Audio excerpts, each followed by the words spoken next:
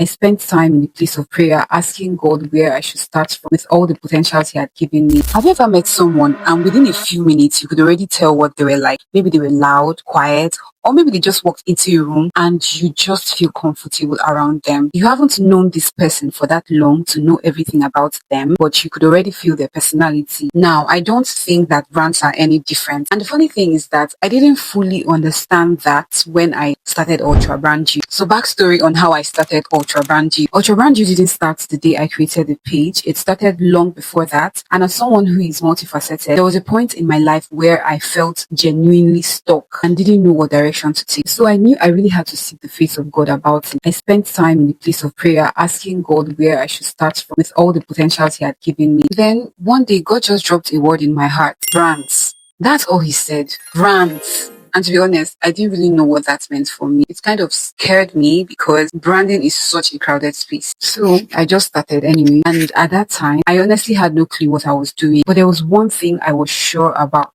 I wanted to do things differently, even though I couldn't explain what different meant yet. And looking back now, I think I was trying to describe something I hadn't found the words for. This is actually why I named my brand Ultra Brand You. That name was also given to me by the Holy Spirit, but that's a story for another day. Speaking about Ultra Brand You, the reason behind that name is because I wanted to bring branding down to the grassroots. How do people actually see themselves? How do they explain their personality, their passions, their emotions, and their purpose through a brand? My aim of starting Ultra Brand You wasn't really about chasing followers or aggressive selling. I wanted to understand the psychology behind why people buy things in the first place.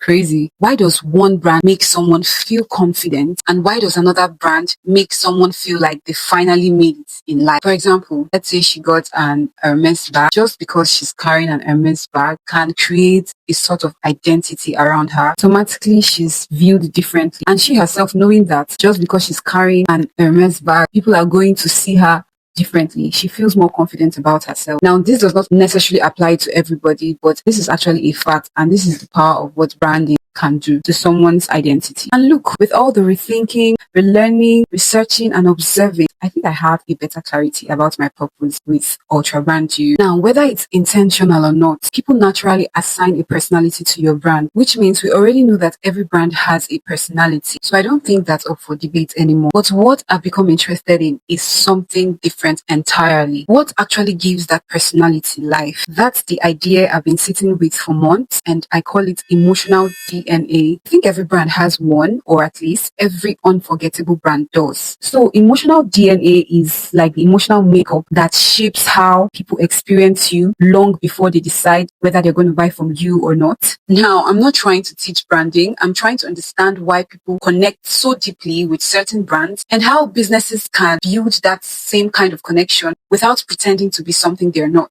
Mind you, I'm still learning, which means Ultra Brand You is definitely going to evolve from here. So that's the conversation Ultra Brand You is here to have, because I finally found the words for the vision I had all along.